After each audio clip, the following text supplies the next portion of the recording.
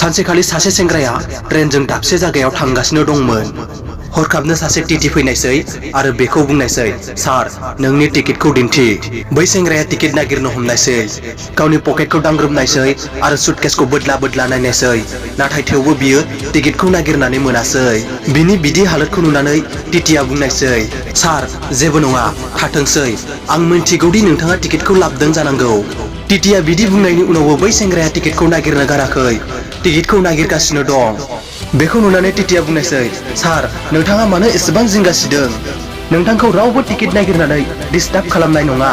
बै सेंग्राया बुंनायसै, बेथ' नंगौ, आंनाव रावबो टिकेट नागिरनाय नङा, नाथाय आं टिकेट नागिराब्ला आं बोरै मिथिनो आं अबाव थांगासिनो दं? थारैनो नोंथाङा सानदों जानांगौ बै मानसिखौ जोबोर बावसुला होनना, नाथाय मुलुगनि जारिमिनाव बै सुबुंनि IQ लेभेलखौ बयनिख्रुइ बांसिन होननानै लिरदोंमोन।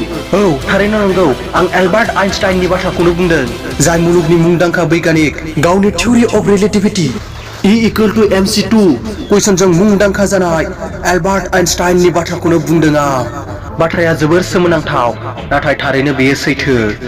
बिनि गेजेरजों आं नोंथांमोननो बेखौसो फोरमायनो नागिरदों दि जोंहा जुदि माबा मोनसे मुवा गोमायोब्ला बेखौ नागिरनाया जोबोर गोनांथार। नङाब्ला जों बबे लामाजों थांगासिनो दं बेखौबो मोनथिनाय नङा आरो जों गावनि जिउखौ बबे लामाथिं लांगासिनो दं जों बेखौबो मोनथिनाय नङा। फैनो गोनां भिडिअफोराव नोंथांखौ आरो फिन खेबसेबाव लोगो मोनफिनगोन। गोजोन्थों, खुलुमबाय।